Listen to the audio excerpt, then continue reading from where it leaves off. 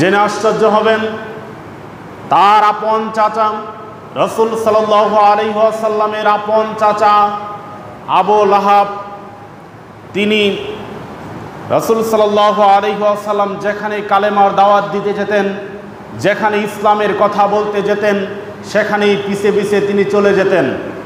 যাওয়ার পর রাসূল সাল্লাল্লাহু আলাইহি ওয়াসাল্লাম মানুষদেরকে ডাক দিয়ে যখন বলতেন, হে মানুষেরা, তোমরা আল্লাহর উপর ঈমান আনো, তখন পাশ থেকে আবু লাহাব তার আপন চাচা বলতো, লা তুতিউহু হাযা, এই লোকের উপর ঈমান আনবা না, এই লোকের উপর বিশ্বাস স্থাপন করবা না, ফাইন্নাহু কাযাব, এই লোক হচ্ছে চরম মিথ্যাবাদী, নাউযুবিল্লাহ। আগে আমরা জেনে নিই, এই ঈমানটা এতটা সহজ কোনো বিষয় না।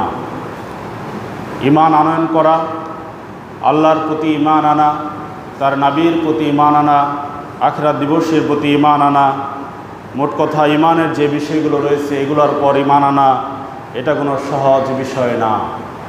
আমি আপনাদেরকে উদাহরণের মাধ্যমে প্রথমেই বোঝানোর চেষ্টা করব যে ঈমান জিনিসটা কারো কাছে অনেক অনেক বেশি ভারী, এটা কোনো হালকা জিনিস নয়।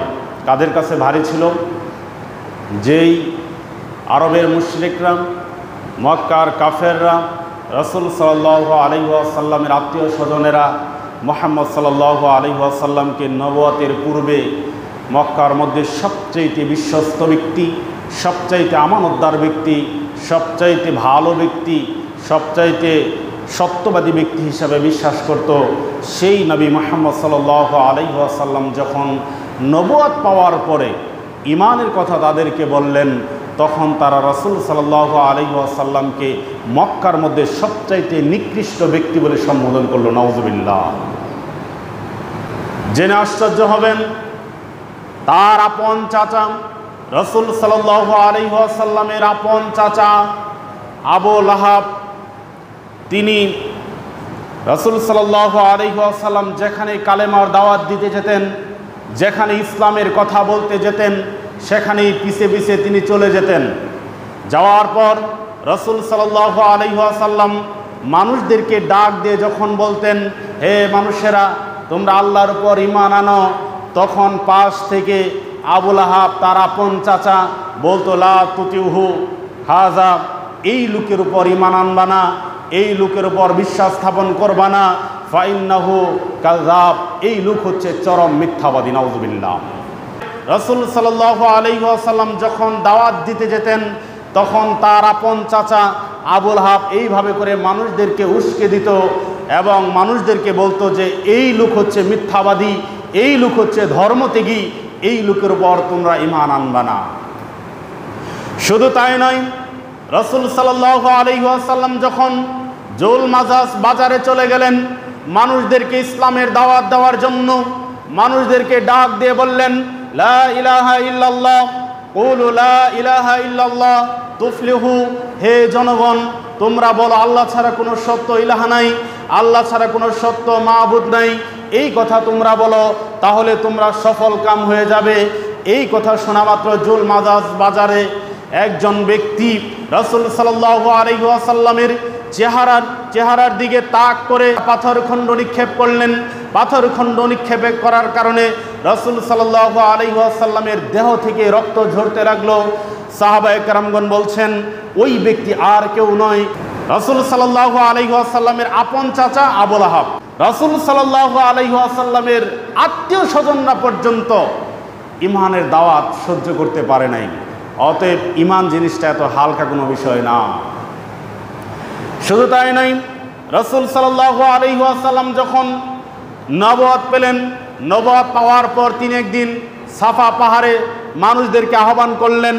তখন আরবদের একটা নিয়ম ছিল, ভোরবেলায় কেউ যদি পাহাড় থেকে আহ্বান করত, তখন আরবের মানুষরা মনে করত যে এটা গুরুত্বপূর্ণ কোনো বিষয় হবে। ভোরবেলা খুব সকালে যখন কোনো মানুষ পাহাড়ের উপর থেকে মানুষকে আহ্বান করত, তখন তারা মনে করতো এই বিষয়টা খুবই গুরুত্বপূর্ণ হবে। ঠিক একইভাবে করে আল্লাহ নবী সাল্লাল্লাহু আলাইহি ওয়াসাল্লাম নবুয়ত পাওয়ার পরে সাফা পাহাড়ে মানুষদেরকে আহ্বান করলেন। মানুষদেরকে আহ্বান করার পর বললেন, হে মানুষেরা, তোমরাও তো অবশ্যই জানো যে আমি হচ্ছি মক্কার বুকে সবচেয়ে বিশ্বস্ত ব্যক্তি। তোমরা আমাকে বিশ্বাস করে আলামিন নামে উপাধি দিয়ে থাকো। তোমরা আমার কাছে অনেক কিছু আমানত রাখো। আমি কোনোদিন তোমাদের আমানতকে খেয়ানত করিনি। আমি কোনোদিন তোমাদের সাথে ধোঁকাবাজি করিনি। আমি তোমাদের সাথে কোনোদিন হটকারিতা করিনি।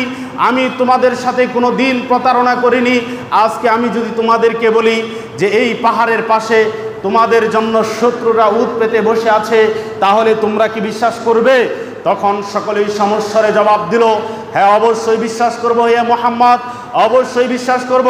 কারণ তুমি কোনো দিন আমাদের সাথে মিথ্যা কথা বলনি, কারণ তুমি কোনো দিন আমাদের সাথে প্রতারণা করনি, কোনো দিন আমাদের আমানতকে খেয়ানত করনি, এজন্য অবশ্যই তোমার কথা বিশ্বাস করব।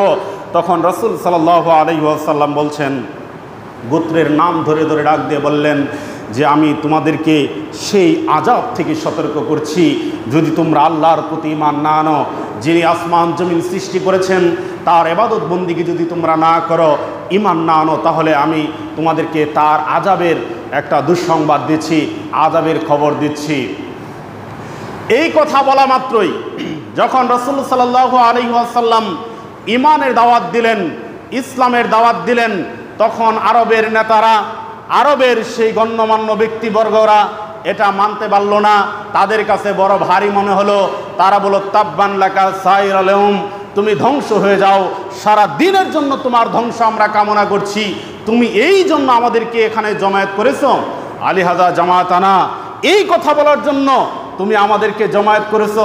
মক্কার মুশরিকরা জানতো যে তাদের যেই চলাফেরা, তাদের যেই মূর্তি বোঝা, তাদের যেই সুদী অর্থনীতি, আল্লাহ দ্রোহিতা, এই সবগুলা ঈমান আনলে, ইসলাম কবুল করলে সবগুলা নষ্ট হয়ে যাবে।